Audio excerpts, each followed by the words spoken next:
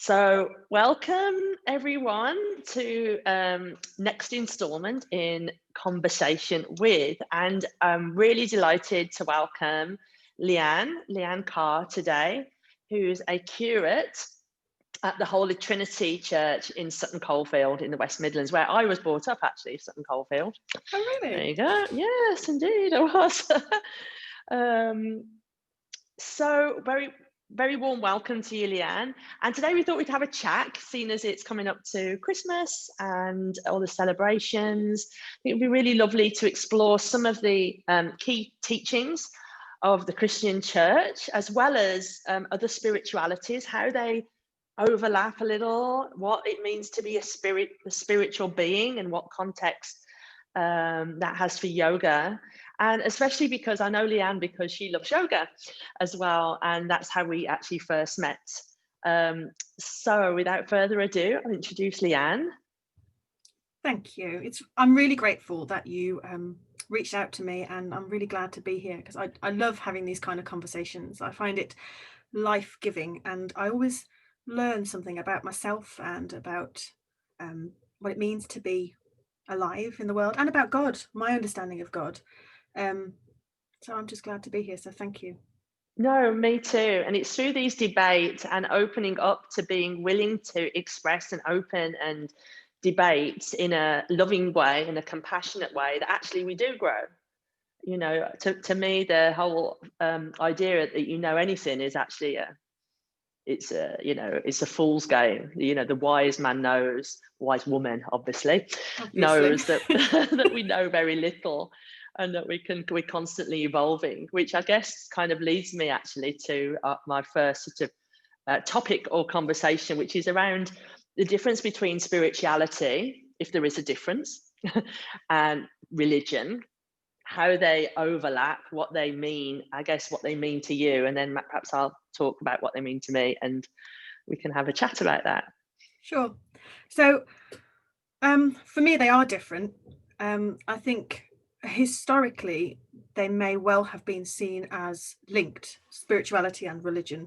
But I think more increasingly people are aware that they're not the same thing. And I don't see how they can be, because I think everybody is spiritual. Everybody has a spiritual self, however they understand that or express it.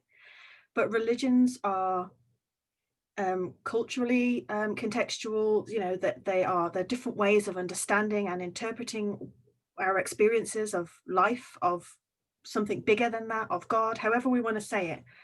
So they're not the same, but I do think spirituality, I guess, can be the stuff out of which religion is born. Yeah. It's because you know that you feel there's something more to life, to yourself, and people figure out different ways of trying to understand that. So for me, they are essentially separate but linked. For me, I am a lifelong Christian. For me, my spirituality is best lived out within a Christian framework. But there are aspects of myself that I'm not limited to a set of beliefs. You know, that's not what it's about. It's so I think, which is why I like other ways of exploring what it means to be alive, what it means to be human, and I understand that in terms of being a part of something more, in relationship with a divine being. So for me, there's more out there, and there's not just more out there. There is a wholeness and otherness that is at the same time utterly beyond me. It's not my own creation. It's not something I've thought up, but it's so close that it's part of me as well, or I'm part of it. Does that make any sense? Absolutely. And I love that. I couldn't agree more that, you know, sort of, yeah, the way I see it, and again, I'm no theologian or expert whatsoever, but that religion is a set of rules that have been developed. And actually, you know, most of the major religions, the person who founded it, the prophets that founded it, weren't of that religion. So there are sets of tools and ways to understand the teachings of the person, but that somehow, and for some, they've become tied up with a lot of dogma sometimes, and rigidity and interpretation, even with different schools within the same religion, with the same prophet, the same person who led it originally, have become like subsets with very different beliefs. And we only have to look at, Reformation and sort of things that happened even in, England, and the Crusades, or the, Islamic State, and, sort of all the different facets that have been seized upon within what are generally loving and one, religions of, again, trying to interpret a spirituality of wholeness, as you said, of connection, of working out what it means to be human in this bigger world with something bigger. And sometimes that works really, really well, and it's very good. And sometimes it's been used as a control or a mechanism for some who really aren't on the spiritual path whatsoever, as a way of control and power, I guess. And that gets mixed up sometimes. And I think that's one of the things that can conflict people. They have a drawing, I always have. I was brought up a pretty non-religious. We were a Church of England, as many people were, and we went to church at Christmas and Easter, but we didn't really practice as such. I didn't go to a church school. And but I always liked church. We felt drawn to that sense of community, that sense of singing together, that collective prayer. And I always sort of thought of myself as a spiritual person in some way, but when you're young, you're really too busy. Maybe your spirituality is at the disco, or finding your way back then, or clubbing in the 80s. But and then as we age, we start to sort of search a little more for something that's a bit more the reason, I guess, the reason this connect, what is it all about? Who am I? So for me, really, the start of my journey into yoga, and therefore I guess the sort of the yoga philosophy, started with wanting to do some stretching exercises, which was actually what, I've heard it was good for your body. I also, kind of was quite intrigued about the other side, that it wasn't just normal exercise, that was good for stress release and all of this. But as many people who come, as they sort of starts to unpeel layers of them, and they start to understand and connect to something bigger, then they start to become a bit more curious as to actually, and it doesn't then mean you go down the yogic path, absolutely not. But for me, I love yoga philosophy, and we can talk a little bit about that, but I actually love others' faiths and philosophies too. And so the older I'm getting, the more I'm actually reading up and, curious as to all of these ways of expressing maybe a similar, was it the phrase, the same destination but many paths, kind of actually, and the commonalities and difference in that path to maybe get to a similar place of oneness, what you might call God.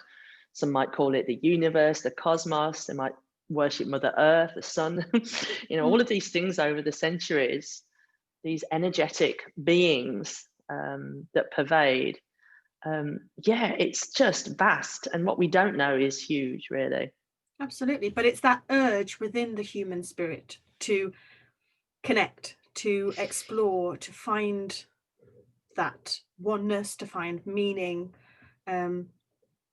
It's universal, isn't it? It's something that you can encounter in all of the spiritual paths, I think, if you're willing to look. And I'm very definitely a Christian. I'm very definitely Christ-centered, but that's okay. It's okay for me to speak to people who aren't, because that God is bigger than anything I could possibly know. How could I know what's right? How could I know what's right? Really?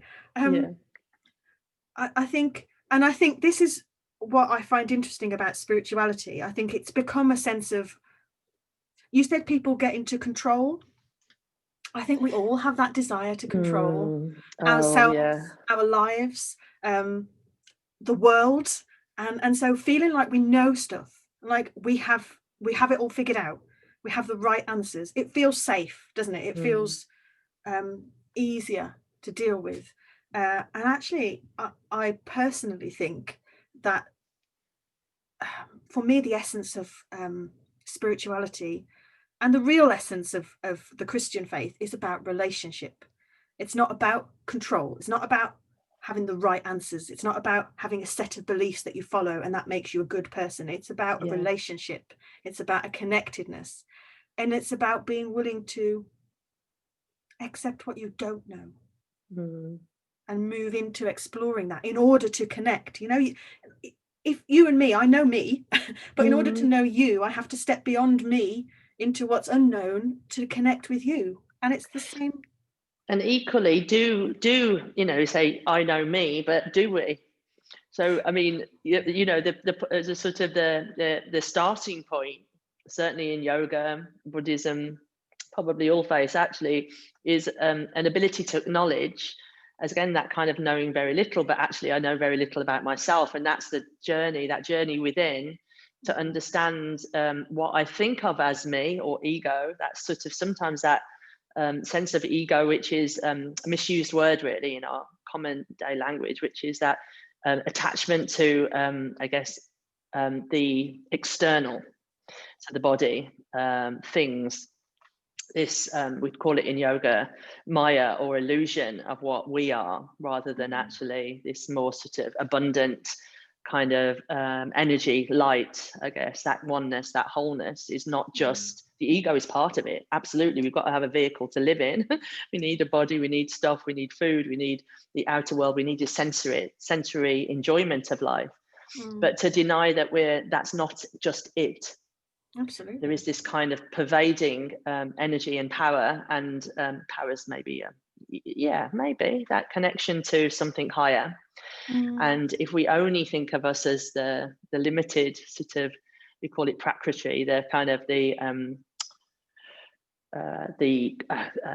conscious sort of world of what we view as conscious matter, then we kind of limit that wider sense of expansion to something bigger. And in order to know that, we have to understand how our mind works, and actually that our mind plays tricks on us.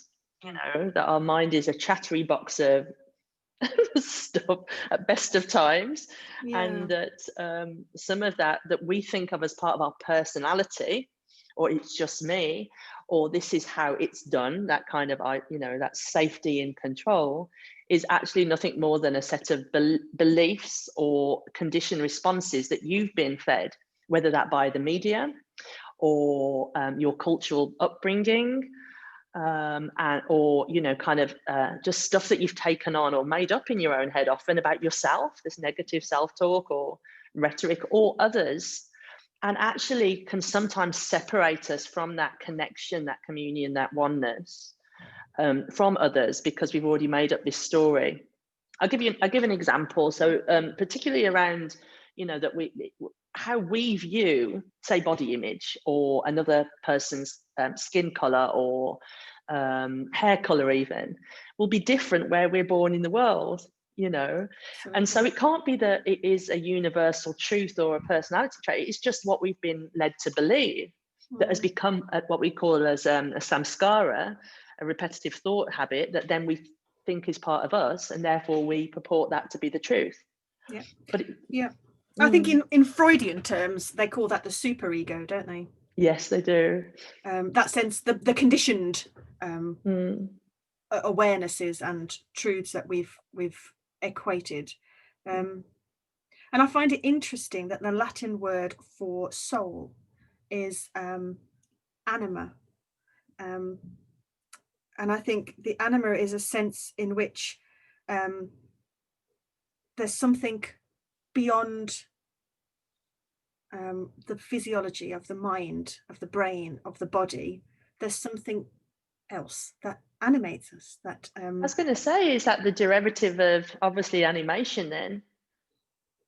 Yeah, that's fascinating. So yeah, that thing that makes us come alive is the soul, which we may call, as I said, Purusha, or prana, energy. And another way we would describe energy is vayu, or the wind. Right. So they kind of like have this, again, that sort of animation. You know, the wind is very rarely static. Yeah. And it's Absolutely. all encompassing through us and outside us. Yeah. Yeah. I mean, I love language. Yeah, me too. I think there's an inner link, because I like to think about where things come from, the root meanings and all of that. And so I find all of this stuff fascinating. But if you're talking about the breath and the energy of life, in Christianity too, there is an understanding of breath being linked to life, to animation. In Genesis, the story of the creation is that God breathes ruach, the breath of life, into the physical body to create a living human being, not just a body, but a being. And in the New Testament, they have the word for the spirit is pneuma, which is like a life force, like a wind or a breath. And it's one of the things that drew me to yoga, actually. Because I came to you and did your pregnancy yoga classes, and I was able to go through a home birth with my second child after a fairly traumatic birth with my first one. And I just, at that point, my first one, I just felt so lost in amongst everything that was going on, the pain, the urges, everything. It wasn't a positive birth experience. But the second one, I was blown away by the power of the breathing, and I was utterly present because of it. But at the same time, I was able to move beyond what might have held me back from just going with the flow. Does that make any sense? 100%. So I think for me, the beauty of using breath is that it kind of connects the different bits of ourselves that make us human, that make us whole. It connects us with body and with mind and with soul, spirit, whatever you want to call it. It for that moment when you breathe in and out, you can really feel a oneness within yourself and beyond as well, beyond yourself. It's really, really, it's such a fascinating, even just that one little thing, the breath, it's huge, isn't it? But most of us, until you kind of understand that, or we just breathe, it's a good job we do, because we probably forget, but it's actually, we just breathe. And then for me, it's one of the most transformational things about the yoga practice actually is the breath. And to start with, it makes you feel good. And then you start to understand the deeper levels of the breath and how it connects to, sort of your energies. And we call it, a vital life force. So I guess that same thing of breath of life, breathing that life into the soul of something, or, kind of is the same thing, but in Sanskrit would be prana, or vital life force, of energy, without which nothing, sort of exists. Now, prana can exist without the breath, but it doesn't exist without life force. So it exists in everything. It exists in, in my glasses. It exists in everything that either is, as we call it, inanimate or animate, but it's all come from the earth, because there is nothing else. And within us, it's that ability. So there's a physiological, kind of like a science level of what it does to the body. The breath in is the energizing breath, brings lots of energy, which is a yawn. Often we kind of know that. And the breath out actually lowers the pulse, lowers the blood pressure, and relaxes us. But on a kind of a spiritual level, this would be linked to, that kind of bringing in the energy from outside, bringing yourself alive, and then releasing what you don't need back into the universe. And it's kind of this play, almost this play between you and something else, because it's never ceasing, in and out. We breathe out, the trees breathe in, the trees breathe out, we breathe in. I love this kind of tree of life metaphor that's not separate to us. That connects us to nature and each other, because there's no new air. What I'm breathing in, I know we're not probably allowed to breathe in other people's air, but it's true. It's gone around. I love this analogy that this has all been contained within one earth, and that what we're breathing in is the same air as our ancestors, people from far away, the creatures, and spirit, and it all animates us through centuries, through eons. And so so even if you just think of as a connection of oneness, as a purely physiological, kind of, actually, when you think about it, of course, we eat from the earth, we breathe from the air, we drink from the river, and none of it's new, it's recycled. And so even this, just on a very simple level, it connects us. Yeah. And actually, at a simple level, there's something in the intentionality of paying attention to your breathing, because we do it automatically, thankfully, but is it positive? I mean, sometimes we hold our breath when we're anxious or we're stressed. Oh yeah. Or we can breathe really quickly when we're getting anxious or stressed, and none of that's it's particularly helpful, but it might be an instinctive response, but an intentional paying attention to it is a sort of a way of saying, right, what's going on now? 100%. It reflects our emotions, and when we learn to control the breath, we can learn to first of all concentrate the mind, as you said, during sometimes when we need to focus the mind away from the thoughts or the emotions or the tension. The breath is a wonderful tool because it relaxes us, it connects us to our internal world, and it brings more awareness, which is actually what we're trying to bring through yoga as well, which is focus and awareness to the present moment, with all its beauty. As childbirth can be challenging, but we can see it as a beautiful act if we only don't sort of almost fight it. And the breath can be a tool to it's almost like the wind, it can blow through you. You can allow things to be, with all their pleasantness, unpleasantness, all of the things that we have on a daily basis, whether that's we label it as good or bad, or we do and that, exactly, but it mostly is a label, because it can sometimes overdo it as well, depends on the day we're having. But with the breath, we can allow it flow, we can let it flow. The breath, the air doesn't stop, the breath doesn't stop. And when we notice, certainly for me, I've suffered with anxiety and depression in the past, and I know now the sort of the triggers of tightness, of like feeling out of control, and all of those things now I totally put down to the ability to notice earlier on, and knowing what to do in order to stop it getting, it's not to say it's ever going to, but the techniques of the breathing, the mindfulness, the awareness, with practice, and as I said, kind of like that conscious breath can hopefully, they give a wonderful tool to be able to relax, manage the mind, manage your, what we have this, manage yourself, but it's also this slowing down of from that pesky thought, whether it's a worry or a reflection on something negative, because we never reflect on the positive, very rarely do we think about all the wonderful things that have happened today, but maybe one thing bad's happened, or again, perception of bad. So that noticing that, how that manifests as an emotion, and then how it becomes a response, whether that's a physical response or an internal tightening, we can notice that because we slow down and we allow the breath to breathe through it, and maybe with practice let go of the less helpful tension in the body and mind. And that's interesting, because you say let go, and I think my personal experience as a Christian and as a fairly new yogi is that there is it's not just about controlling yourself, so it's not just managing, it's actually more than that. It's about a surrender. And I think for me personally, I also suffer with anxiety, low level, relatively, but it's there, and it's around the things I can't control.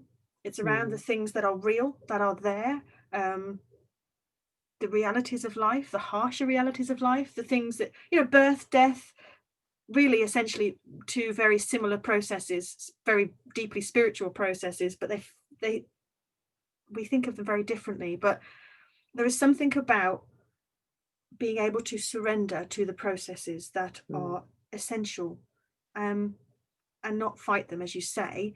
But sometimes I think we can use the breath as a tool to try to control, but it's not about that. It's about a surrender. And certainly in the Christian tradition, the contemplative, meditative, mystic tradition of meditation and contemplation focuses on starting with the breathing for that very purpose, because it's an intentional way of gathering yourself to then surrender before the divine, before before God, before your fullest self, which is a part of that divine. And it's also around, I couldn't agree more. It's 100% that. It's this, I mean, in Buddhism, the sort of, the ability to, sort of this too will pass. So there's all sorts of ways of, this surrender to not being, to something bigger, and the ability to do that, but also to, I mean, and the breath does that for me in another way, in that I guess because when we have meditation or contemplation practices, the idea is, I mean, it depends. Obviously, contemplation, we're thinking about one particular thing, or we're trying to, but try and, it's like if I try and meditate, which I do every day, the mind just starts to go, you're not going to meditate. No. You're going to just think about random stuff. And you go, no, I'm not. And go away. And, there's I guess a kind of a misconception, which I always try to urge people, saying, don't be put off because your mind chatters. It wants to. It's pesky. It's useful, but it's not very, sometimes it will just, no, not now, later. But actually by that, dedicated time to say, I'm noticing that's a thought. So that thought is not me, because I've noticed it's a thought, and I can say, go away, and I can return to the breath, because the breath centers me, the breath brings me back to here. And eventually the mind starts to clear a little bit. And then all of a sudden another one pops in, which is normal. Because this is what happens. But what it does is it clears the path. It slows things down enough to notice. And actually those pauses between the thoughts are where the insight comes, whether that's connection to something bigger, if you're lucky, or whether it's just a stillness, an inner stillness, which we rarely have. It's wonderful sort of feeling, or whether it's that contemplation, that kind of, I got it, I understand. Which sometimes, but when we're just like in our busy lives, cooking dinner, listening to this and blah, blah, it's you have to have the quiet and the stillness in order to notice what's helpful. And then like that 3 o'clock, well, I have my best ideas at 3 o'clock in the morning. And I think, I mean, we're not talking about 3 o'clock mornings. I've had a few of those recently, and it can be a real still time. I still wouldn't choose it, to be honest. I'd rather be asleep, but it can be a real time, especially if you're awake for, and I do sometimes struggle to sleep for because my mind won't switch off. But I think it's interesting what you're saying about the thoughts, the pauses between the thoughts bringing insight. And certainly my experiences are that the more that you practice those times of, you would say meditation, or whatever you would want to call it, I actually think, for me anyway, it's not about that's the goal and the other stuff is by the by. It's practice to be able to see those things, to see yourself, to see the divine, to see God. My way of putting it, I want to see God in all things. I want to be able to see God in the midst of doing the dishes and having the kids saying to me again, Mom, can I have this? Mom, can I have, I want to be able to see God in all of that.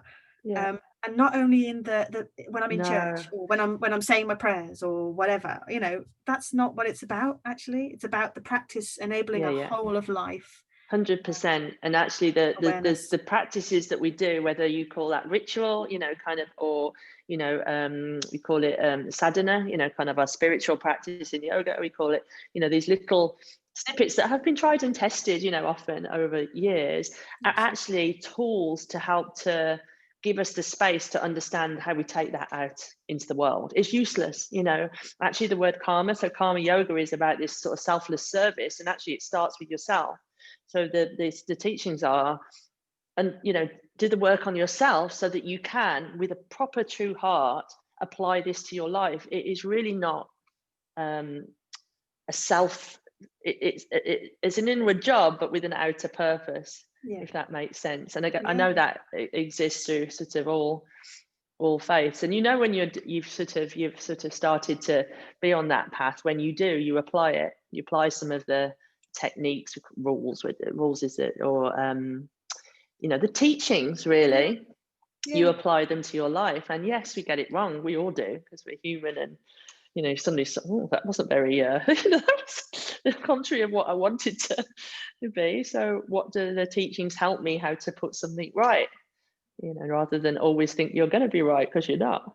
Absolutely. But the most fundamental so I mean, there have been many spiritual experiences that I have had, many experiences of God and other types of spiritual experiences over the years.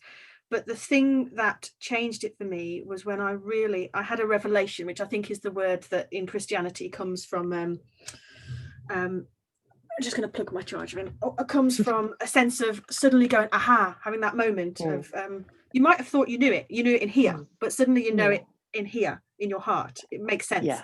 And I suddenly understood grace, which for Christians is that sense of God's unmerited favor and generosity. And it's the unmerited bit that I have always struggled with, and I think many of us do, because yes, it is about me putting into practice God's teachings and trying to be that kind of person, but that comes in response to an awareness of my core identity as beloved, my core self as good, as valued, as okay. It's okay. My fundamental value doesn't change when I mess up. Perhaps there is a point at which sin damages my my sense of self, who I really am, and it damages that connectedness, that dignity in each one of us. But my value doesn't change. I am beloved, and it is out of that I can then try to be all that I am called to be and created to be. It's not about trying to be good enough to earn love and favor. Does that make any sense? And that for me was a changing point. 100%. And one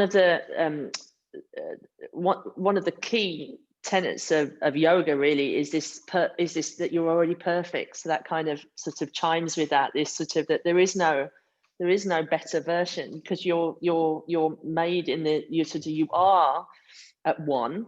You are pure, abundant light, and this is your soul, your Atman or your Purusha, this that shines out. But what happens with the humans is that we kind of we become a bit dirty, if you like. So all of this kind of experiences, whether we call it ego, personality, attachment, sin, all these things sort of dull your shine a bit, and you then forget that you are already perfect. So what we're trying to do is unpeel, just kind of say there's nothing to do apart from maybe think about how we can unpattern some of the things that you think are you, but they're not you. And when you really think, it might be a similar thing, that you're loved, that you're whole, you're whatever, that you're deserving. So if you start from that point of view, rather than I need to get to there, I've got to do this, sort of practices and whatever to get there, but you are there, but you've got to unpick some of the things that have happened along the way that have dulled your shine. So, kind of like, babies, perfect example of, little, sort of innocent, they might get you up, they might be, but and that we're drawn to them, they're kind of, and toddlers, for all their emotional turmoil, are really examples of little enlightened beings in a way, very ready to forgive, very present, very mindful, very loving, mostly.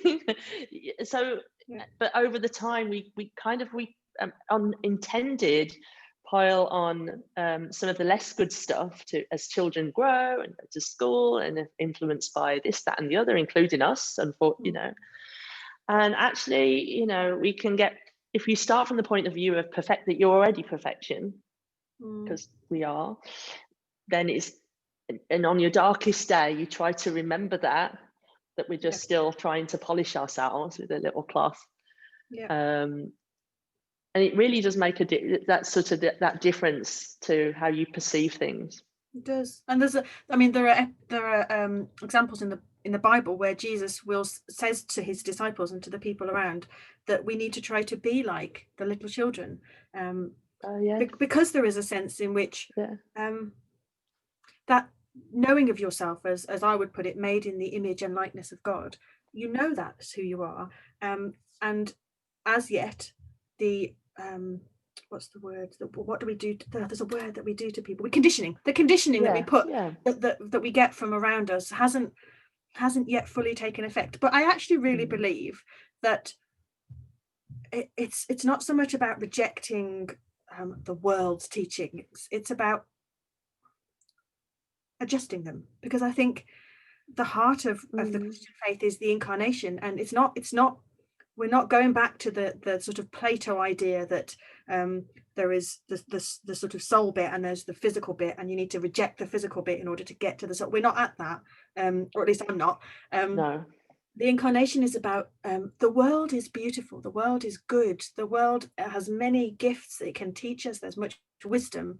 It's not that we need to not condition children to be in the world. We all of us need to relearn how to be in the world in a way that is life-giving. 100%. Yeah, exactly, because and that is exactly the same in yoga, really, which is not, this body is sacred because it is part of the world, which is part of the energy and the cosmic dance, or so it's not a problem, it's not one or the other, it all is, it's all manifest or unmanifest energy, and a reflection of this kind of beauty, if you like. And we see that in the natural world. I mean, we're happiest, most of us humans, sort of when we are connected to nature, whether we know it or not, because we are nature, we're not separate. I think maybe lockdown, there's been some positives in that people who perhaps have been sort of they've been a bit more connected to nature, because we felt we've been able to maybe have a bit more time at home, get out and about, especially when we had the wonderful weather earlier in the year, and maybe appreciate our planet a bit more, which is so needed, kind of like with at the moment. So there's been, I feel, a bit of a shift in that way, and that 100% that it's not, that's one or the other. It can't be. It is the same anyway. It's not separate. Fantastic. So lots to think about. I think they're in the spirit of sort of Christmas as well, and kind of like the tradition of helping others. I mean, one of the things I was just going to touch on, maybe we wrap up soon, but was that kind of, I just touched on the sort of the karma, which people associate with, again, it's all these words that we have, these, getting something, if you give something. And I guess in its truest, in its sort of primitive Hindu sense, would be around that sort of karma that you get from lifetime to lifetime, which is really about energy cycling through the universe on more than one life, which is obviously different depending on what you think about birth and death and energy. But we won't go there because that's massive, and I don't know what I believe anyway, really, to be frank on all of that. I'll make my decision probably when it comes to maybe I'm still on in the afterlife, when you've got a bit more of an evidence base. But on its most sort of literal, it's really karma yoga is a branch of yoga, and it is so yoga, we think in the West of it's some stretching and breathing, and actually there's lots of different schools of yoga: devotional yoga, bhakti yoga, raja yoga, and karma yoga is a distinct school of yoga within the umbrella of, because yoga means oneness, or to yoke, to bring together, and karma yoga is really selfless service. So I guess in the spirit, karma yoga would be very, sort of the spirit of Christ at Christmas, and that kind of thought of community and giving. So when we say selfless, it's not with no expectation of receiving, which is an important message, I think, kind of like as we give in and receive gifts, and maybe looking at what Auntie Mabel's given us again. But anyway, that's like irrelevant. Vouchers would be fine. But actually, that the reward is with the giving. Actually, it's not waiting for something to get back, because you get an instant reward from giving. If you want to make yourself feel better, do something for someone else. 100%. If you can make someone else smile when you're feeling down, then you will instantly, your energies will be lifted. I totally believe that. So there's that instant kind of feedback from doing good. but there's also, it creates a ripple through the universe of, you know, I don't think it's any accident that good and kind people tend to be, is, oh, they're happy and they're lucky and everything. Well, they're attracting, you attract what you see, what you give, you attract what you perceive, and then you perceive things differently. So that whole glass half empty, half full really comes into it. But anyway, I just thought that was, it's always worth keeping in mind, again, when we take the learnings off the mat, especially this time of year, which can seem very driven by buying and receiving, which is lovely, a heartfelt gift, and, you know, kind of is a wonderful thing, but it's not what it's really all about. No, and I mean, especially this year when families aren't able to gather the way that they would perhaps like to. I mean, for some that might be a gift, because let's face it, there are lots of unhealthy family dynamics, and you get drawn into these traditions and these patterns, and it's not healthy, but you can't say no. And it's true. You know, I think there's a lot of people, actually, this is great. It's like, woohoo! Yeah, and you know, healthy relationships, healthy love, healthy connectedness comes with boundaries, absolutely. But I think for me, the heart of the incarnation and the heart of Christmas, the true essence of it is about the truth that God wants to be known. It's not some thing out there. There is relationship. God wants relationship. We are created beings, but we didn't get created and get left to get on with it. But neither does God want to control us like some marionettes. It's about relationship. God is relationship. We believe in a Trinitarian God, or a God that sort of is has different ways of relating to and being known. Three not distinct persons, and it gets complex, so we're not going there either. But we believe that God is at heart relational. And the image of birth, I think, is beautiful in terms of creation, because I love the idea that God, that if we believe as Christians that God created the universe out of essentially nothing, which doesn't mean that there was literally no matter. I think it means that, you know, God made space. If God filled all that was, God made space within God's self for us. It's like a woman makes space within herself for her baby to grow. And then you sort of, there's a point at which that's no longer life-giving for you or that baby. That baby has to be birthed, and there has to be, to some extent, a separateness, but there will always be that desire to be in relationship, because that's where you came from, essentially. Yeah. And I think that God wants to be known, and there is God can be found in the world, in beings, in that which is in flesh, not just in the beyond. That sense of relatedness is what I think you were talking about in the way that we treat other people. And it comes to me not just about, that's who we are. We are beings that are created to be in relationship. So when we damage those relationships, it doesn't feel good. And when we honor them, it builds us up in who we really are.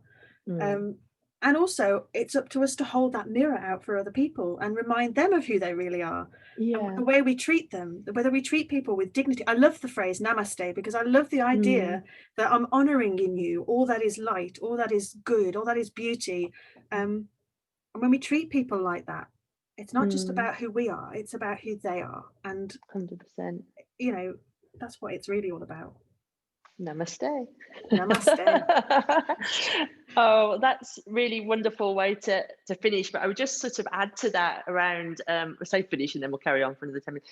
But around that sort of, bowing to the light and the sort of divinity with someone else, because it is also within me. That whole sort of essence of that connection, I guess. And it's so interesting because of obviously all the solstice on Monday, sort of like the winter solstice, and the sort of the shortest day, and again that kind of synergies of light. And in Sanskrit, the word guru, which we've taken to mean teacher, means remover of darkness. So actually it's not, so a guru is you are your own guru. And it's not sort of, and it's acknowledging that we do have this darkness, as I said, but that actually a teacher or a guru, whatever, would be someone who helps you to reveal your light. So again, that kind of, maybe that's whether that's your church, your preacher, your imam, or whatever, a guru, a teacher, or it might be your school teacher, it might be your parents. It's someone who gives you some tools and techniques in order to really reveal the light that's within you, to peel away again, to become perfect, to become your true self, which is there. That's amazing. I love that. I am restraining myself though, because I know we're going to finish, and I have kind of issues with light and darkness and the way that we polarize that, and darkness is bad, and that needs unpacking. But yeah, oh God, I could go on all day about that. I mean, if you think about the Taoist symbol of darkness and lightness, one doesn't exist without the other. It's kind of, they're a play, aren't they? Sun Absolutely. and moon, the night, the day, they're not separate. I totally agree, but that's that's another half hour. Yeah, we'll go there another time. I guess maybe our perception of the sort of the polishing up, maybe the polishing up to reveal a bit more of the light. But we have to acknowledge both within. I wondered if we might finish with given it's Christmas, and whether you would be happy to maybe a quick prayer or blessing, and then I would like to offer a short chant in my dulcet tones as well. Yeah, absolutely. Do you want to go first, or? I can do, yeah, that would be good. Or shall I? I don't mind. I don't mind. I'll do it. I'm going to sing. Ooh, okay. Well, chant. It's not really a sing, but the one I chose was Loka Samasta Sukhino Bhavantu. I'm going to chant it 3 times. Some people from my class know this, and then I'll explain what it means. Loka Samasta Sukhino Bhavantu. Loka Samasta Sukhino Bhavantu. Loka Samasta Sukhino Bhavantu. And so Sanskrit mantra means mind tool, which is, so it's a tool for focusing the mind and connecting to something bigger. But that particular mantra is one of my favorites, because it means, may all beings everywhere be happy and free, and may my thoughts, words and deeds in some way contribute to that happiness and freedom for all. That's beautiful. So I thought that was quite a nice one especially for all year, but particularly as we're thinking. Yeah, thank you. You're welcome. Well, I would like to offer a prayer, and it's a prayer about responding to that transforming encounter with the divine, however we see that. God of transforming power, when we encounter you, we can no longer be as we once were. We are called home to our truest selves. And so from this moment onwards, may we dare to follow you into new places. In our looking and our seeing, may we discover your imprint throughout the world. Amongst our listening and our hearing, may we discern your voice calling us to change. Through our speaking and our sharing, may we disclose the language and actions of love. By our living and our doing, may we declare your care for all of creation. And as we are thus transformed by you, so may we display your likeness. Amen. Amen. Thank you. I really enjoyed that. And in yoga, we would finish with prayer hands as well. This is universal sign of oneness and togetherness, really. And it's kind of transcends human race as one race, as I said. So I've really enjoyed speaking to you, Leanne. Thank you. And, so have I. Yeah, that was very enlightening. I hope you enjoyed at home. And you may agree with some bits, you may not. You may have you're on your own path, as we all are, really. We're just making our way home. But all have a wonderful, peaceful Christmas and New Year and celebrations, and wishing you all the best, Leanne. Thank you for joining me. Thank you. Take care. You too. Bye. Bye.